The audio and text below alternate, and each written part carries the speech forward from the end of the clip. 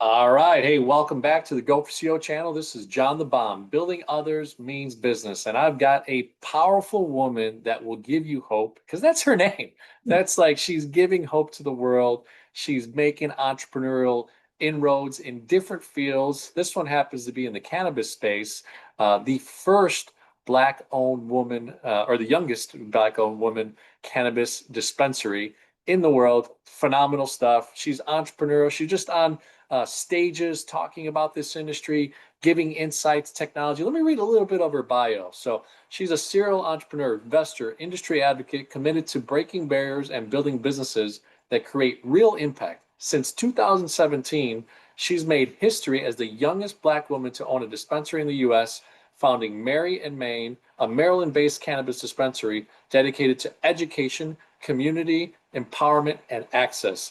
Hey, Hope, I mean, you're just doing a couple little things. How are you? Thanks for coming on the Go for CO channel. Oh, thanks, John, for having me, and thank you for the wonderful intro. Awesome, awesome stuff. Well, hey, look, on the Go for CO channel, we like to keep people engaged right away. How did you think of this? I mean, you're the youngest owned, Black woman business in the cannabis space. Like, what did you make some connections? Were you in the industry? What? Tell us a little bit about this story. Yeah, no. So it's definitely not like I thought I would be in the cannabis industry and it's what I always wanted to do or anything like that. No, and I didn't really have any inroads or anything like that. So my background, I graduated from Spelman College in Atlanta, Georgia, with a degree in economics. And I was pursuing a degree, or I was pursuing a career in investment banking. So that's what I was doing every summer. I was going up to New York, working on Wall Street, and I ended up getting a full-time offer at an investment bank in Atlanta, Georgia, where I was living. And I was starting full-time, but in the back of my head, I was always thinking about what my mother taught me. So I was raised by another very strong Black woman who was raised by another strong Black woman before her and another one before her. And I had always heard all the stories about all their entrepreneurial endeavors. And, even my mother, who's a dentist by trade, who owned her own practice, owned real estate, I watched her be an entrepreneur my whole life. And she always taught me to have an entrepreneurial spirit and look for those opportunities to build wealth. So as I was working full time as an equity institutional sales analyst, I'm sitting on a trading floor and I look up on the TV, on CNBC, they're talking about cannabis. This is about 2014, the year I graduated from college. And I'm just seeing all of these new, what they're calling new facts about the industry. And I really understood that this was an industry that was just becoming now regulated and legal. So, I realized they're talking about how big this industry would be, the growth of it. And I realized this would be a unique opportunity for me to get in at the ground floor level of an emerging market. And we know that does not happen very often in someone's lifetime. So I knew this was a unique opportunity to kind of marry all of the skills and, the hard and soft skills that my parents helped to instill in me, as well as the skills that and tools that I've learned throughout school and in my career opportunities, into something that has blossomed into much more than I could have ever imagined. I had no idea that I would be the youngest Black woman to do what I was doing. I wasn't even thinking that way. I just saw an opportunity to build something very unique, and it had a huge runway. And I knew I was getting in at the ground floor level, and that's all that my head was thinking at the time. Well, I love light bulb moments. As we have CEOs, founders, entrepreneurs on the Go for CO podcast, our community gets to hear, man, those ideas, those things. I mean, you're literally watching a show and you go, I Yeah. have an idea. Why don't I get into the industry, right? And really cool stuff. You started, investment bank is a very networked, influential industry in America, right? Obviously, hot Atlanta, so many people, so many industries entered, Georgia and Atlanta over the last 10, 15 years. I know it's like a little mini Hollywood right now and some other, areas and industries. So very, very connected space. And obviously then your roots, your background, your mom, your grandmother, your great grandmother, your great great grandmother, all these entrepreneur bloodlines lead to where you're at. So really, really cool stuff. So Mary and Maine, the name of it in and of itself, we like to also talk about like, well, what was the idea? Do you have any co-founders in that business, or what was it like for you to start to put the wheels in motion for Mary and Maine? Yeah, it's interesting that you bring up co-founders because I'd say that's probably how the name really came about. So my co-founders in this opportunity were my mother, who, she was the first person I went to when I realized the opportunity. She raised me to think this way, and I couldn't think of a better partner who also had a healthcare background and a lot of the connections that I realized later would need because you need a lot of local and political connections and resources to navigate this space and to actually get to the point where you're awarded a license. So my mother and then another longtime family friend who is another dentist, he is an oral surgeon. And the three of us went after this license. So we won our license under the name Compassionate Herbal Alternatives. Mhm. And back then, so this is like I said, 2014, 2015, everything. And we were applying for a medical only license. So medicinal license, we would be selling to people who qualified from having specific ailments, and had medical cards. So we were thinking on a strictly healthcare basis, at least going through the application process. Something I learned, during the year that we went through the application process. It's not something quick. It's not something easy. It's a very, very long, tedious, or it was at least back then, merit-based process where, I mean, you're coming up with thousands of pages of technical writing, documentations, attestations, all types of things that you're going to have to fill out. So that's what we were doing. We spent about a year doing that. um, I realized, and I did a lot of research, I was meeting a lot of people and networking. We need to come up with a name that will be able to transcend past the medical program into an adult use program, into the future, even when there's federal legalization, a name that could be a household name, a name that could feel comfortable for anybody coming in to shop with us, because compassionate herbal alternatives could turn away folks that may think that they're only recreational users. My secret is no one is just a recreational user because the plant is medicinal, whether you want it to be or not. Sure. But I realized compassionate herbal alternatives wasn't going to be it for us. We began kind of thinking about what direction we wanted to go into. And for me, it was really about education, eradicating the stigma, and making sure people felt comfortable no matter what. So Mary and Maine came out of that. It came from bringing cannabis, so Mary Jane, all of those nicknames for cannabis with mainstream culture and mixing those together in the intersection of those. So you'll see us a lot of times in our branding using a street sign that looks like Main Street, and cannabis, Mary Jane. We use a lot of Main Street in our branding. We also say things like welcome home. And the idea is kind of like outside of the store, is kind of the world. And then in our shop, your home, you can be safe, you can ask questions. There's no stupid question. You don't have to be embarrassed. You can kind of let your hair down and know that you're safe here. So yeah, that's kind of where the name came from. And my co-founders were a big part of it because, they're generations above me. So for me with them, I'm a little closer to like the street culture of cannabis. I understood that, if we take this strictly medicinal route and didn't make everybody feel comfortable as you we were going to miss out on a lot of opportunity as the industry evolved. So Mary and Maine is all about that intersection of cannabis and mainstream culture. Well, you had a forward-thinking mindset, knowing that the industry wasn't just going to be stuck on the way it started, but the way it was going to evolve into, right? So, and I have a little birdie that tells me you own a company called Wise Co as well. So, you were very wise as well on that. So, awesome stuff. Well, look, obviously tapping into your current network, obviously family and people that could support you is a big strategy when you launch, as an entrepreneur. What were some of those initial things? You went through a year of kind of getting yourself approved or certified, but then did you look for a brick and mortar location initially? Was it online? Take us back to a little bit of those first, 3 to 6 months of actually starting the business and starting to put, the pedal to the metal on the business side.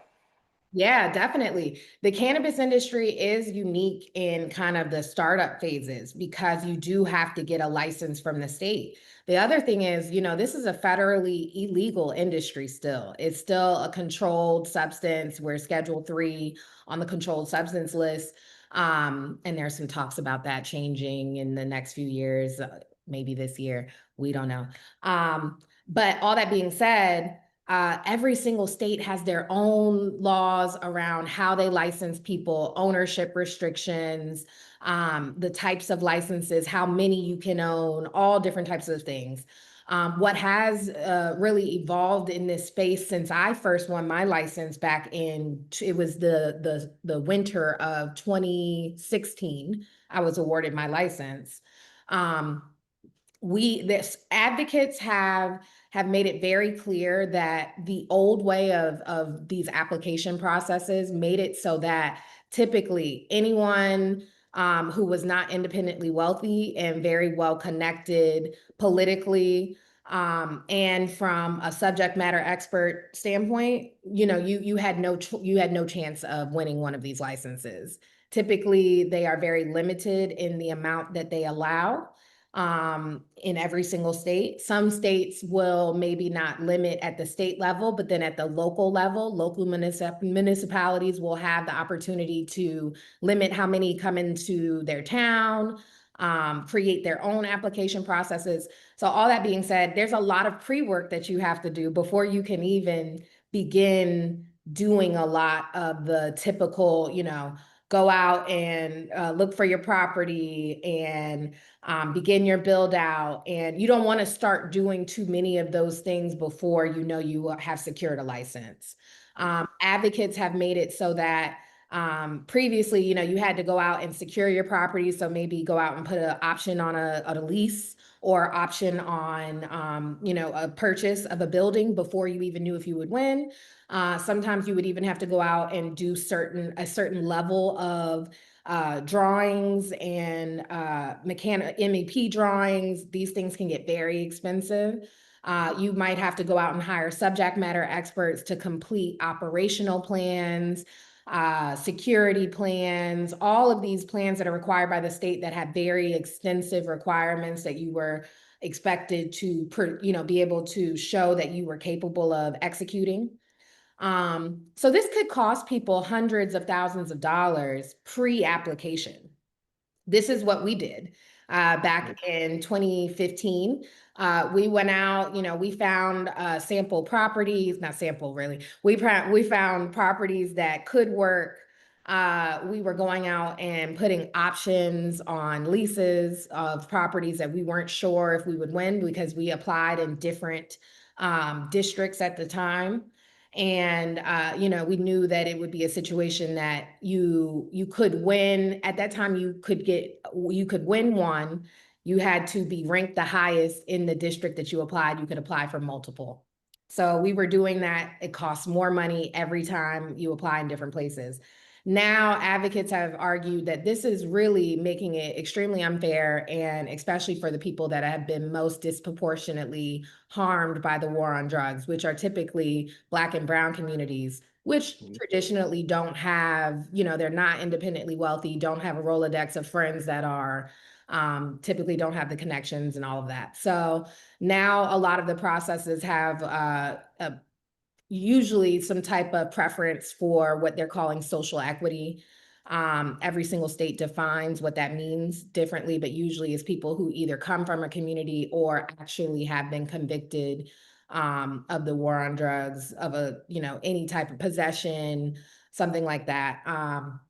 So, and typically now what they're doing is essentially awarding you the license if you qualify and turn in a very simple application of, yes, I will do X, Y, and Z. And then they'll allow you the time to go out and find the property, do all, and do the build out, come up with their SOPs that meet, match the level that the whatever administration or commission is requiring of you. So that has really changed and shifted, and it's allowing the opportunity for a lot more Black and Brown entrepreneurs to get into the space, and for folks that have just been touched by the war on drugs at all. So I think that's a good thing. I did not have that. I had to go out, find a building before we knew we won. We hired consultants. This was also back in 2015 when there were not a lot of me's out here talking about our experiences, and having community like my legal and licensed community where it's a bunch of folks going through the process and they're sharing their experiences. That didn't exist when I was going through the process. So and especially not people that typically looked like me. So it was just a little more difficult for me to navigate it, and I think we spent a lot of money unnecessarily just trying to figure it out, traveling around, going to every conference imaginable, much like people still do in every industry. And I think it's kind of good in the beginning. You gotta learn for yourself. And honestly, I do think a lot of those early connections I made were very, very important for me, and have proven to some of the people I met early on have proven to be really great operators. And I met a lot of the early MSOs. Those are multi-state operators, and typically the publicly traded companies that are in the industry. I met a lot of those founders back in 2015, 16 when I was first starting as well. And now Mhm. they have billion-dollar companies, and I can forge partnerships, and even just supply agreements, and just these, because it's been years of me developing these relationships. So I still think going to networking events and all that stuff is great. But that early startup in the cannabis industry, if you're looking for a plant touching entity, meaning you need a license to sell it, is really all about navigating the licensing process. That's what's going to take you the longest. And honestly, you do so much business planning during that process. You have to plan out, your whole budget, which it will consist of your construction schedule. You'll have to do so much pre-planning that when it gets to the time that you're able to actually execute, you kind of have the plan laid out, and it's very, very easy. It's never easy, but at least you have a plan laid out that is tried and true.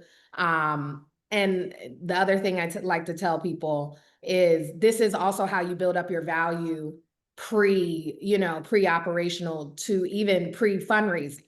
Because a lot of people in cannabis are like, how am I supposed to do this when I need millions of dollars, maybe for a grow? I was just talking to a friend that's a cultivator.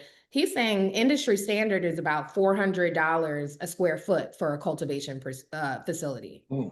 I mean, Wow. 10,000 square feet, that's $4 million. And that's a baby facility. That's a baby one. I have a grower in Maryland that has 500,000 square feet. Wow. Uh, these things can be extremely capital intensive. So you really want to have a really good plan and all that good stuff. So I actually think the licensing process is a really good exercise to do before you actually start going out and attempting to build something so sophisticated. Retail is not as capital intensive. I'd say, depending on where you're located, you could start a retail anywhere between $500,000 and $1 million.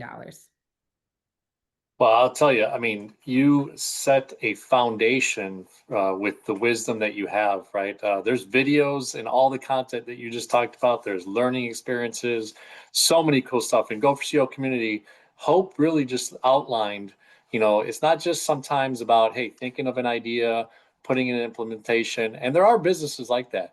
But look at the journey that Hope had, right? She learned the industry. She went to seminars. She got backed by some funding of family. She invested in that space while still working, right, at the investment banking, and really kind of transitioning from entrepreneur to entrepreneur. And I will say, it's really interesting. I'm Colombian background, Puerto Rican, and Italian, and it's interesting to kind of in that Black and brown community how an industry or something that we always thought is kind of a negative thing, right? Um, has now elevated, right, some people and be able to grow something in that space. I jokingly always kind of say when I think about cannabis and weed is the movie Friday, where Yeah. where he says it's from the earth, man, it's from the earth. Weed is from the earth. So Smokey, so all that stuff. I love that movie. And but look, it's really interesting. You shared some of the dynamics and things. Well, capital wise, did you form an investment group beyond friends and family too? What were some of the ways that you looked at that component, having the investment background and Yeah. some of the data analytics that you had? I'm a commercial lender by trade day to day, so I'm always curious about the funding part of a business as well. Can you share that? Yeah, and I think just to state some facts before, we can't go to the bank, they're not giving Yeah. us loans. Those are all federal programs. And the few banks that do lend to cannabis, first off, they didn't really do that back in 2015. And the few banks that do lend to cannabis now typically are not really lending to startups. They'll lend to companies with a proven track record, proven balance sheet, good management teams, typically you got to have been banking with them for a while or moving all your money over to them too. So, it's definitely a different type of environment with raising capital. Also, there's not a lot of VC funding in cannabis. A lot of VC funds are not going to touch a federally illegal industry. The few that have, I think they were all very bullish at one point, invested a lot of money, didn't see the returns that they wanted to see initially. So the investment capital has gone down on that side too. All that being said, so here I am back 2014, 2015. I had this idea.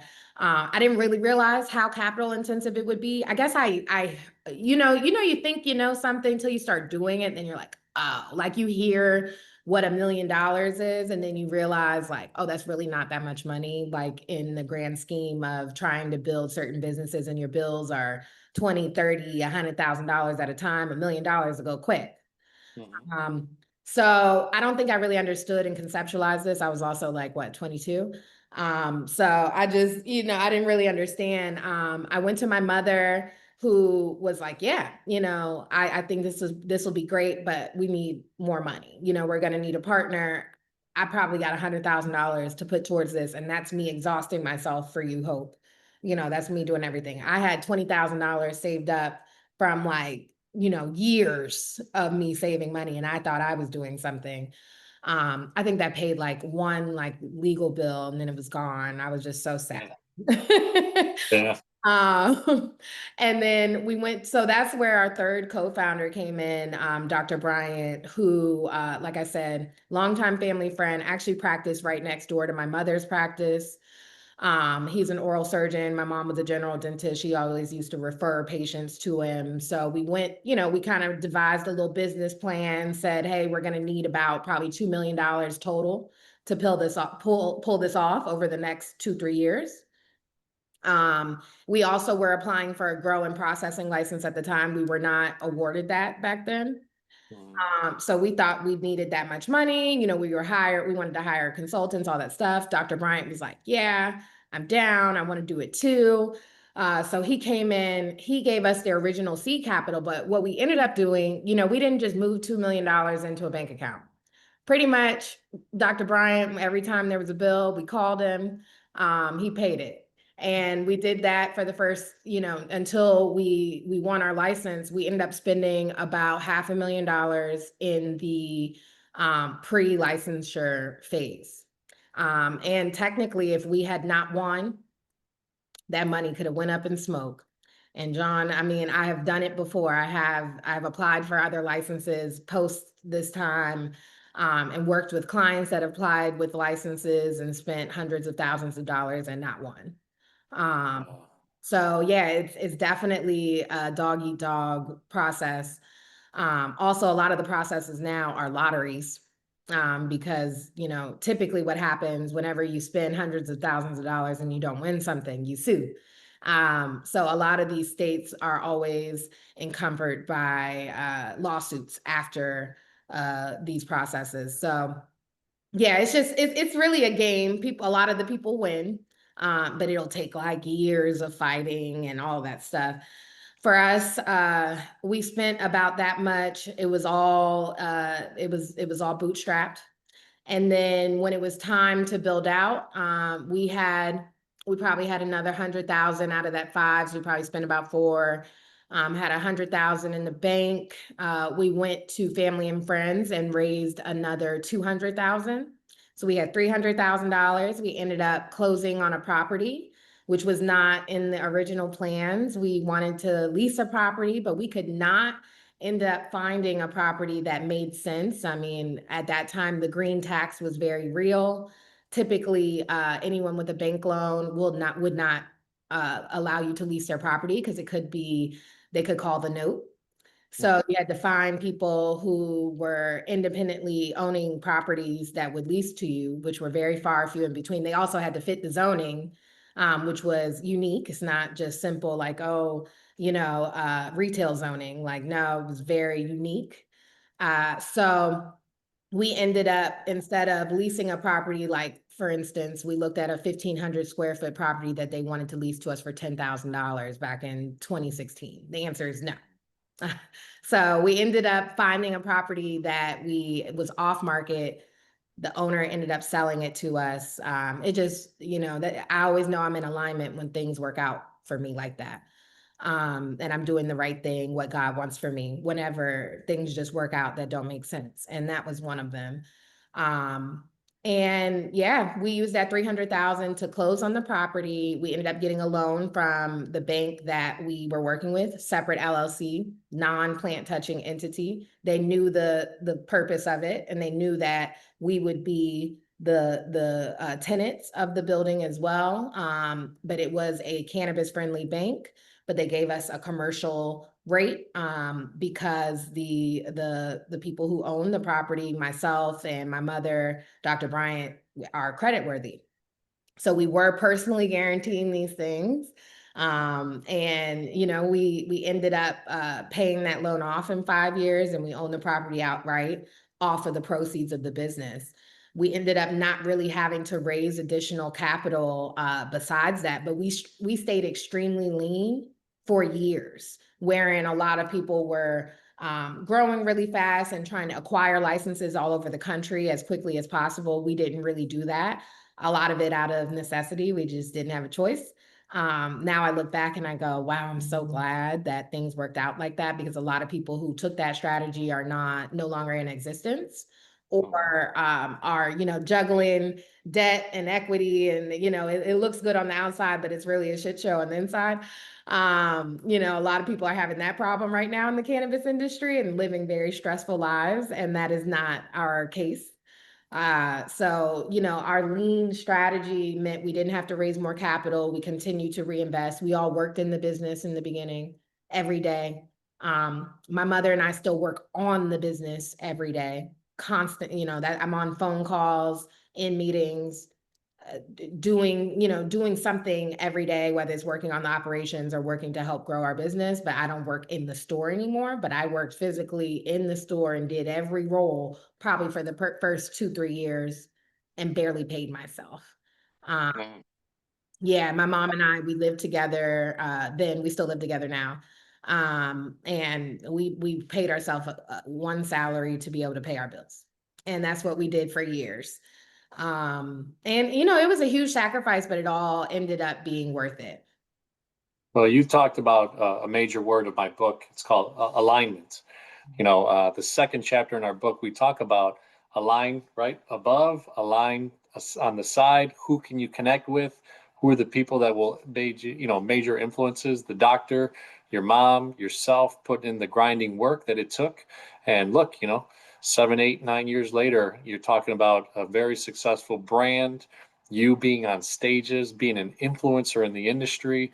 Really kudos to you, Hope, for really kind of keeping the hope, right, through the process, and having that determination. So, Go for Show community, you can learn a ton from that last 2 minutes right there of what Hope shared in this journey. So, all right, so we've gone through funding, we've gone through certification, we've gone through process, some of those things that you're doing.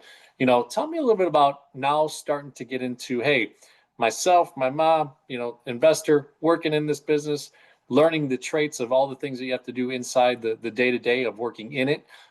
When you start hiring the first person that you have, we love to talk about this. What was that like? Who did you interview? How did you start to post the position? What were some things that you were looking to do to start transitioning from in to on the business with an employee?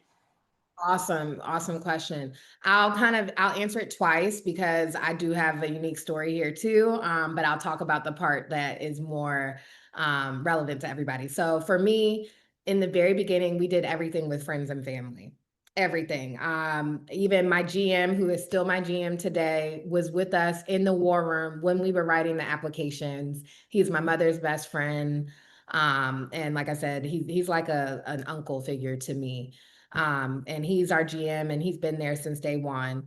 Our first real employee, our assistant manager, is our third co-founder, Dr. Bryant's cousin.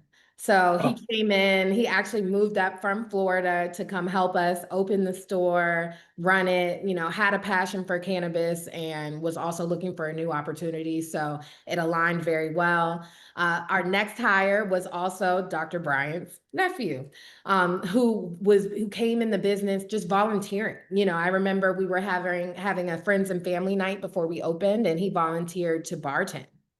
No, it was like, I don't need to be paid. I just want to help my uncle and all this stuff. And I'm like, people like that, the trend, if you haven't seen, these are all people that really bought into the vision and saw it and believed in us and genuinely wanted to support us. A lot of the times in the very beginning, it is family and friends.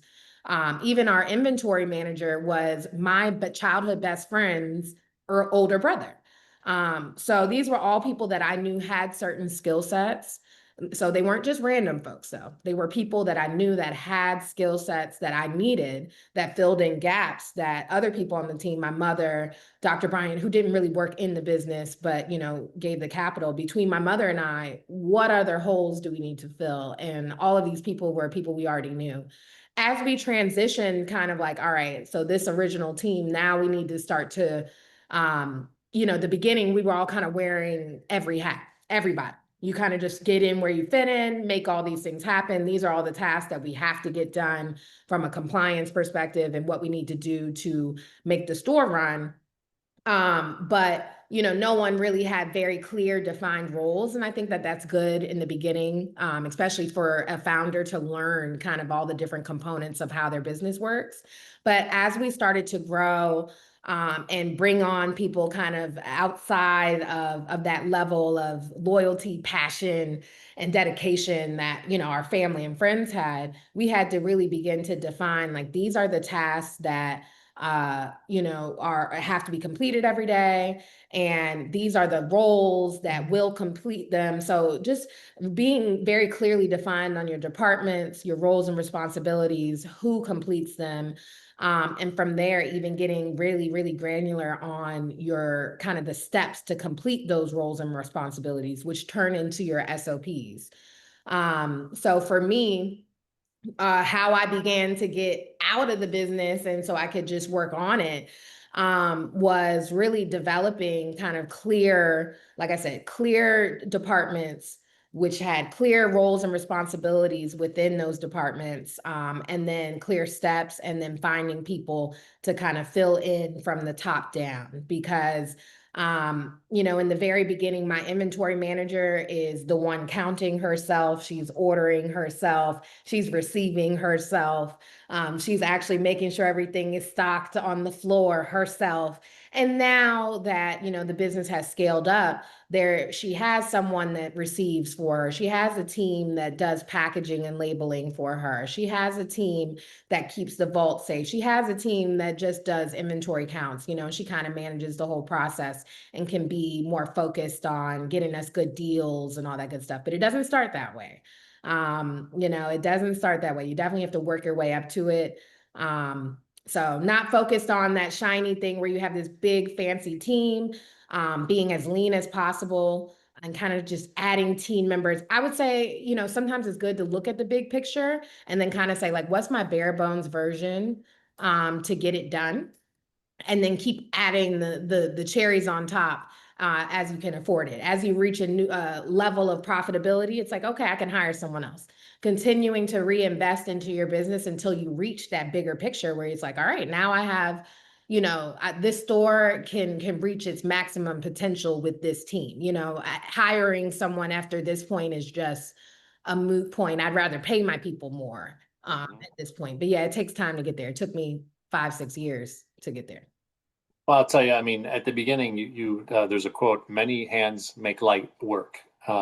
Because you incorporated family, friends, connections to help you. And you were there on the daily, right? 24/7, dreaming and weaving and understanding kind of what it took.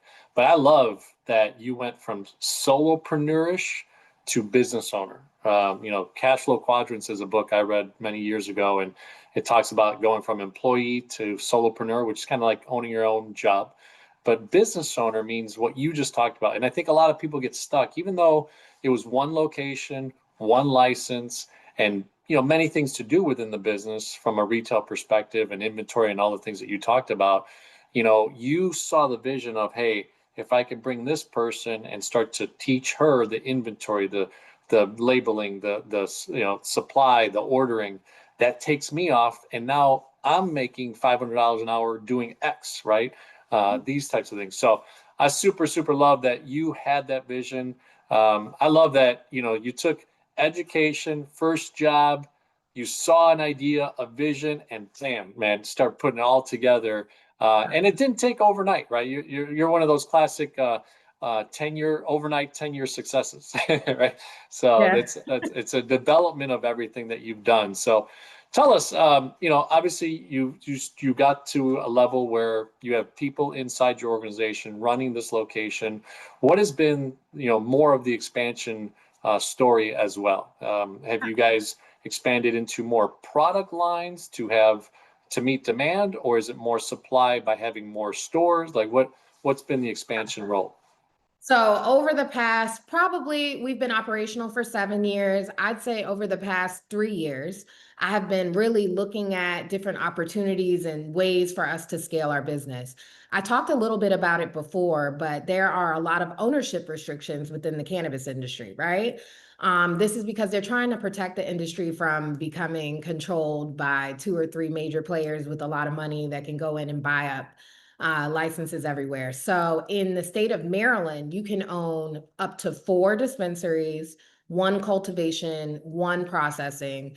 Every single state has different rules around it. You have other states like Florida, who you get one license, but you must be vertically integrated and you can open up as many dispensaries as you'd like. So Truly, which is one of the largest, if not the largest cannabis company in the US, they have over 150 stores in Florida, just different license type, different thing. But in the state of Maryland, like I said, I can own up to 4. I own one dispensary. I have just recently, or someone on my team was awarded a social equity processing license, and we are working on a partnership with the cultivator. So that'll kind of take me out of the wholesale game in Maryland. I will have my one cultivation and processing, and we're looking at partnering with some other social equity licensees to look at other dispensaries. Um, I've been pursuing a processing license in New Jersey that is about to get operational. So super excited about that. And just so people understand what processing and all that good stuff. So cultivation is like growing the plant, a real grower, what you expect, growing the actual cannabis itself. And then processing is to extract out all the chemical compounds to create all the other products that besides flowers. So think vape carts, edibles, topicals, tinctures, anything else besides the plant itself. So I'm moving into that because I do believe in brands, and I do believe that the future of cannabis will be really, really driven by CPG products, brands. Right now, that's not really the lay of the land because of the way the industry is set up. It's very much so, and just historically in the culture behind cannabis is all about quality, right? It's Sure. all about quality. Brands, yeah, but like more about quality. So I think, just as cannabis becomes more mainstream, people are going to just gravitate towards brands. But right now, when you have states that, have limited licenses, you might have 20 cultivators. The brand selection is not going to be as robust as maybe you go to a California or Colorado, where there are thousands and thousands of cultivators and processors that are making even more products and brands for those dispensaries to choose from. So we are excited about the future of creating brands and products. And, we've really been focused on laying foundations to be able to own these products and own the production behind them, so that we don't have to create a brand, go to someone with these licenses and with the infrastructure to create the products and license it out and only get 10% of the sales. Because that's essentially how you would have to do it. And that's how a lot of brands will scale to multiple states. But we wanted to be very strategic, um, look at states like Maryland and states like New Jersey that really are newer to the brand play. And have a lot more opportunity, that may have really, really great retail, but not that many brands on their shelves, and create facilities where brands could come to us, white label, private label products, do toll processing. So yeah, we're really looking to help other brands make it to these markets that we think are great markets, have a lot of opportunity left, not oversaturated. The taxes aren't too high. Because some states, the regulatory environment is just not set up for it to win. Yeah. And that's why in California, it's a $3 billion market, but that illicit market is probably a $10 billion market in California. And it's because the regulatory market is just impossible to deal with. Taxes way too high. No one's paying for that. But Maryland and New Jersey have really great programs, and a lot more opportunity left, definitely from the brand side. It's on a personal side, I always felt like, well, look, we're taking it from an illegal status with illicit sellers and underground and everything's, like trying to keep it away from the law.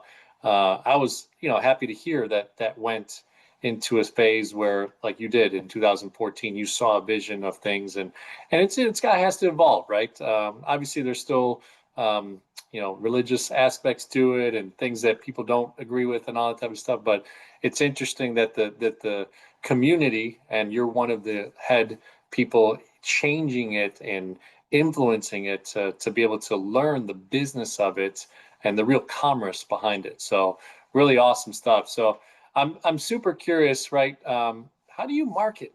Because it's cannabis. I don't know, it's not like you just see you on CNBC or some other channel, or do you have any Roku? Like, what's some of the aspects of it? You're the first cannabis business I've had on the Go for CEO channel, so I'd love to hear what is the marketing behind this. Is it all still grassroots because you can't be public about it? Like, what's that dynamic?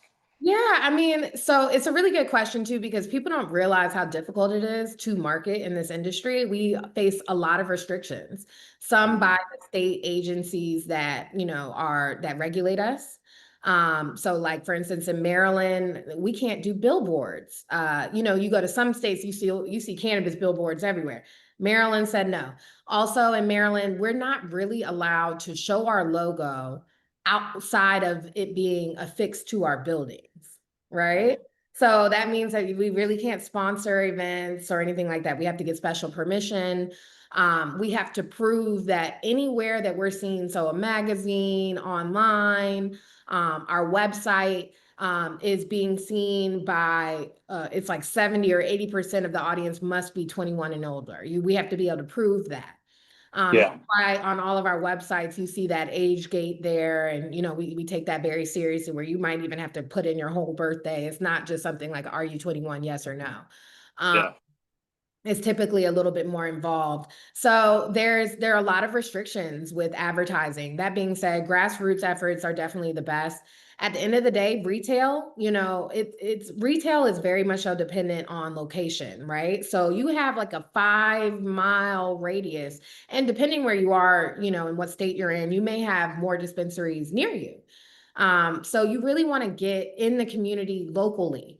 And this is something that even people who are, large players in the industry and have dispensaries all over, they have very localized teams. Most of the time, their GMs and all that stuff are from the area.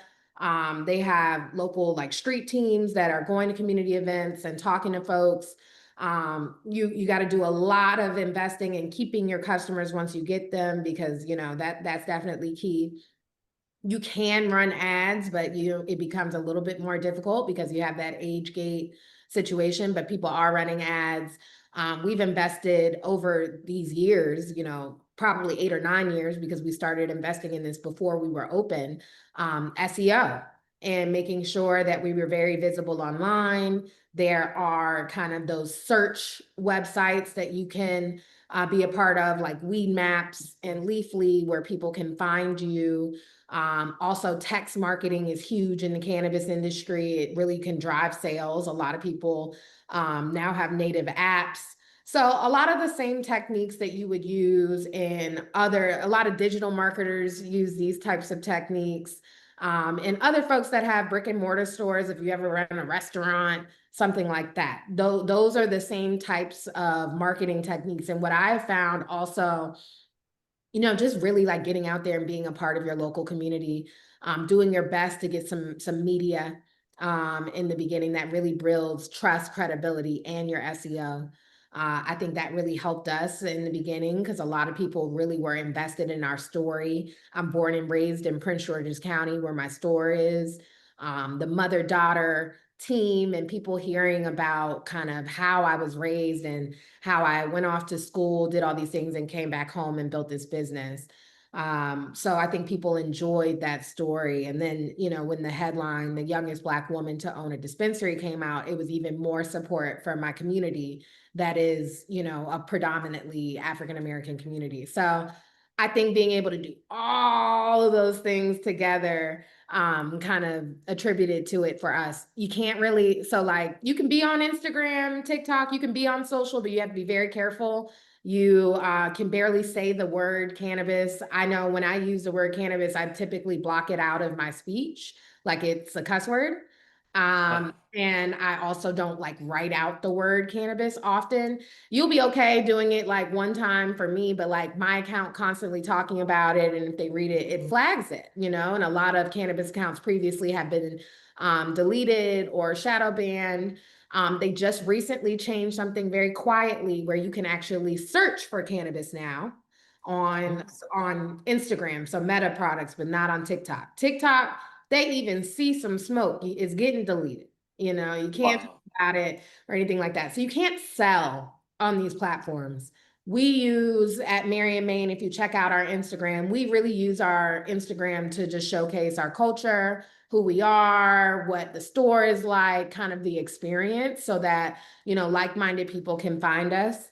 And we'll push you to our website where, we talk about what deals we have and push you to go to the menu and all those things. We don't really do that on social like other folks will with digital products, or even, like I said, other restaurants or that. I think restaurants and people who sell digital products probably market the closest to us, with the exception of how they use social.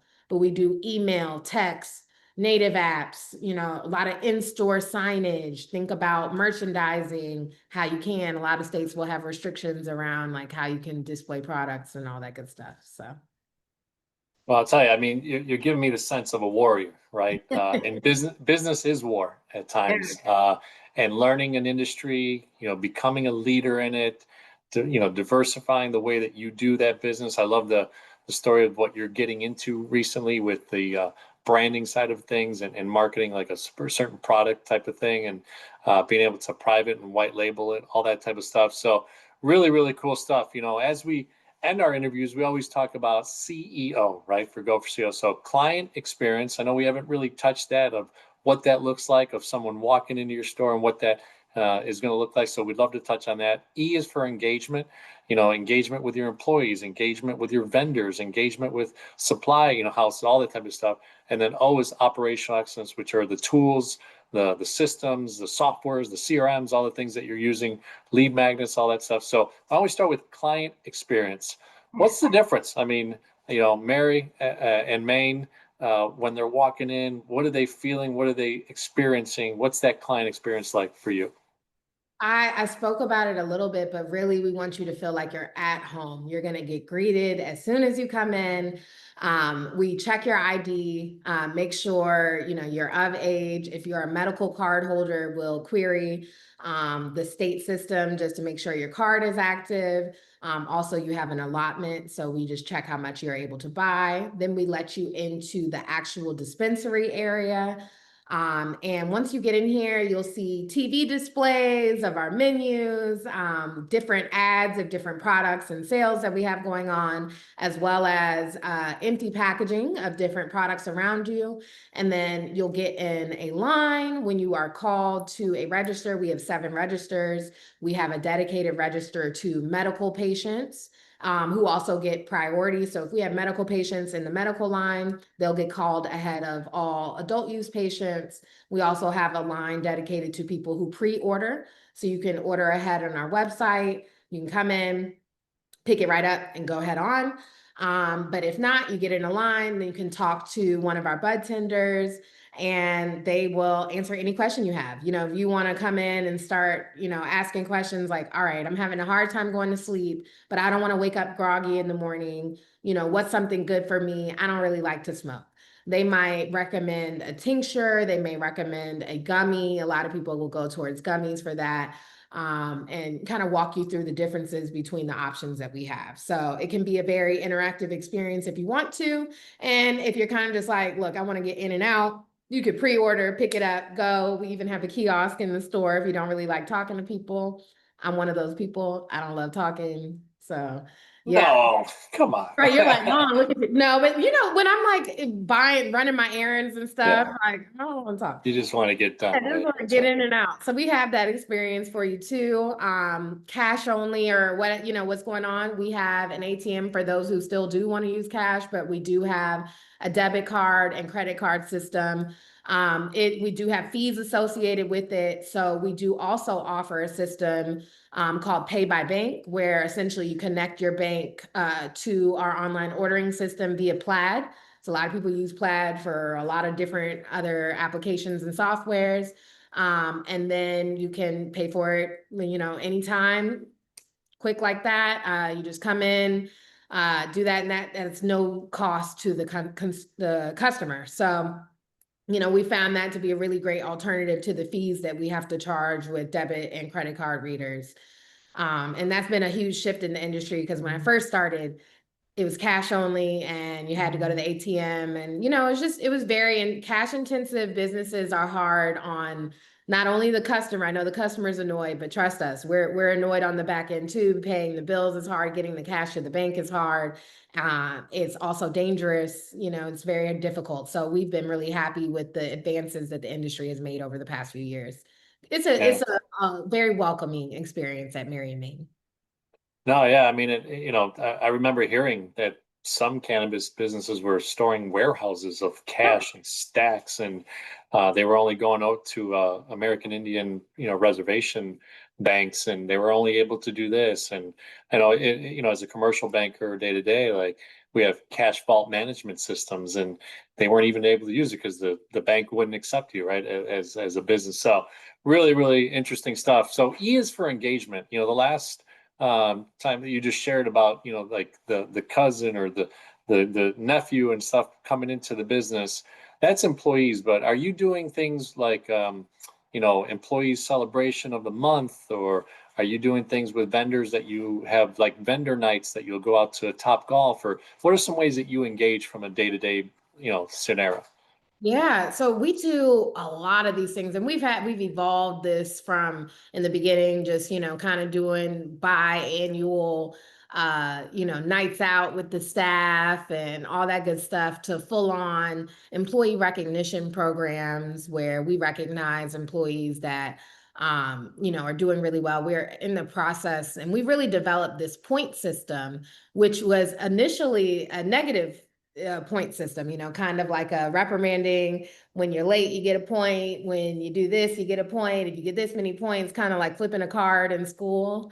I don't know if anybody did that, but yeah, we used to flip cards, and when you got to red, it's like you had to go to the principal's office. Um, and that was essentially what the points program was initially. And then we realized, no, this needs to go both ways. Where you can earn positive points, and which can earn you different perks. It can earn you bonuses, access to different things that we have going on. And then a lot of our vendors do a lot of promotions, giveaways, all these things with our bud tenders, of course, because they want our bud tenders to enjoy their products and sell their products. So we do a lot of collaborations with our vendors for our staff. And then, especially my marketing director and my inventory manager, they do a lot of work with our vendors to just maintain the relationship. So a lot of, going to lunches and different things. And we definitely do. We're actually talking about planning an appreciation dinner for our anniversary, which is in September, for a lot of our vendors that have really been there for us over the past 7 years, which is crazy to say. So yeah, and that's evolved. We didn't start taking that on before we could though. So I tell people, don't try and pay people more than you can. Don't try and, get donuts for all your customers before you can afford to, because you'll bankrupt yourself trying to be the good guy. Build your business up to the point where you can do that. Build that in to a future expense. Yeah, no, I love it. I mean, and I caught something here. Things are caught, not taught in life. Bud tenders. That's really cool. It's like the coffee places are baristas, right? Yeah, the cannabis industry. Is that something that you've trademarked yet? Bud No, tenders? no, that's an industry term. And Oh, okay, it's okay. funny because it's one that a lot of people try and go away of. A lot of people will say like care specialists, or they'll try the sales associates, but everyone comes in, they're like, "We're the bud tenders," I so. love it. I love it. That's a cool thing, right? So awesome, awesome. What about software operations? Obviously, you had a brick and mortar, and that's great. But you mentioned, how do you receive the cash? How do you implement it into your, operating systems? What are things that you guys used throughout the years and using now? Yeah, I absolutely love tech, software, automation, love where AI is taking us, all that. So I got like super excited with this question. Cannabis has a lot of software that is developed specifically for its use because it is a very unique use. Also, a lot of software companies just simply wouldn't work with cannabis, and even from like a payroll perspective, the big payroll providers are not going to work with cannabis companies. From like CRMs that send out text messages or something like that, like Twilio is not going to work with a cannabis company. So you have to work a lot of the times with companies that are tailored for our industry.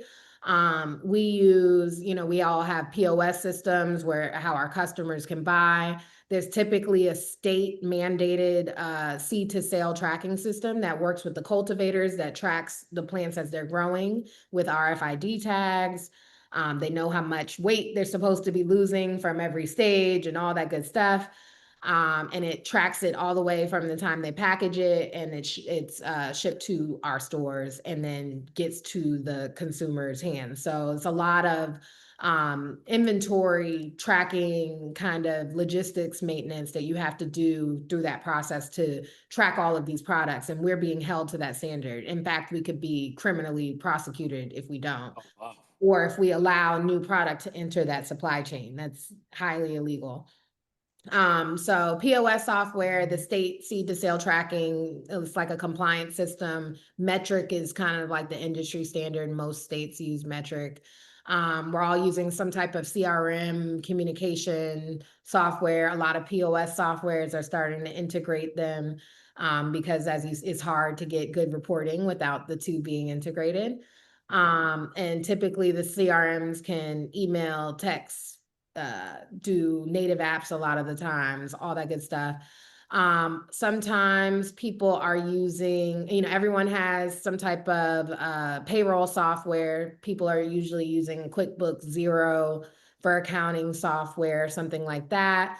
I'm really getting into like how we store our data and how to aggregate our data a little bit more to have better business intelligence. Mhm. and make decisions based on data. And sometimes, that's really hard in cannabis because a lot of our softwares don't have open APIs. They don't just easily allow them to integrate with each other and spit out reports the way that, a lot of companies or industries that have been around for years, legacy industries, their software is standardized. It's been around for years. It's tried and true. Cannabis software is new. It's not tried and true. It still has bugs. Some of them shut down. A lot of them are not opening up their APIs on purpose because they're trying to build up their software to be all in one softwares. So it's a lot of piecing things together. And I do think that once your company gets big enough where you're really like running on data, it's worthwhile to either invest a little bit of your own time into like understanding how software works and like I said, with automation or AI, really at this point, there's a lot you can learn and teach yourself and build. But the larger companies are totally hiring technology officers and building out their own softwares. Cultivators and processors have to have a whole nother layer of software to be able to manage their process. And a lot of it is done with tech now. A lot of the grow process is done without even touching plants a lot of the times. It's a fully Mm. automated facility. So these kind of enterprise softwares, the bigger companies are building their own. And I'd say the smaller ones, we are using softwares that are still really developing. Dutchy is probably one of the largest software players in the cannabis industry, and they build it's really turning into a full service ERP, but it's really like a POS backend software system that they're integrating CRM into as well. Really bigger with retailers. They're trying to get cultivators and processors to use it, but typically they build their own. Well, Hope, you are super impressive. Very, very cool to hear your journey. Go for CO community. I hope that you listen to this interview a few times, and there'll be some shorts, some nuggets that come out of 30, 60 seconds that Hope shared today. So, Hope, tell us a little bit about how to get a hold of you. Are you okay with people contacting you directly? What's the website, all that good stuff. Yes, yes. So I am most active on Instagram and LinkedIn. So if you want to just figure out what I'm up to, you can follow me on Instagram at I am Hope So Dope. It's a nickname I got in middle school, actually. Um, and then LinkedIn, Hope Wiseman. If you want to find out more about cannabis and how to get into the industry, definitely check us out at legalandlicense.com and legal and license on all socials. Yeah, and I'm any event that I'm at, please come up to me, speak to me. I'm excited to meet and talk to you. Awesome, awesome. Well, Go for Show community, our first cannabis business owner happens to be the youngest Black woman ever in the industry. And just if you could just listen to the way that she's articulated everything that she went through, this journey has not been easy. It's been 7 years in the making. Mom, kudos to you for raising such an incredible woman. I'm a girl dad, of three girls, so I'm seeing my wife obviously instill into our daughters, and then hopefully my entrepreneurial side as well, and finance side of things. But you are very, very impressive, and Go for CO community. We need to support people like this, and this is one of the reasons we started Go for CO, because it's not just about the big names out there. It's about that small to medium-sized business owner growing something that's local in the community, maybe expanding a little bit and growing nationwide or something like that too. But not a big name, but want to be able to have some great content out there. So thank you so much, Hope, for coming on. Thank you, John.